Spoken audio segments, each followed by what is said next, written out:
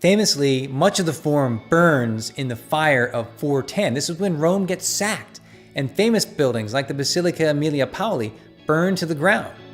But life continues in the Forum for centuries beyond that, and many of the still standing structures are converted into churches, such as the Curia and the Temple of Antonius Pius and Faustina. A lot of the activity in the Middle Ages is documented but largely removed. One of the greatest places to observe the layers of history accumulated in the Roman Forum from the Middle Ages is looking at the new excavations where you have the Vicus Jugarius feeding into the Roman Forum, right below the Temple of Saturn. So this is brand new, not even a couple years old. What you have is the ancient pavement, and dumped right on top artificially, you have a deposit of a meter depth.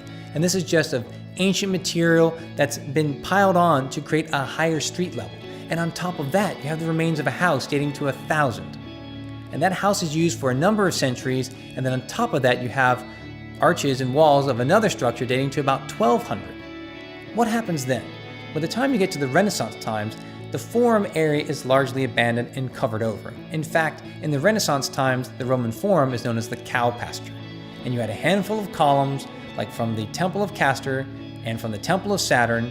The Curia is always accessible because it was a church, and of course, a good 2/3 of the Arch of Septimius Severus was visible. It's not until the late 1890s and the early 1900s that you have excavations taking place led by Italy and their major excavator, Giacomo Boni.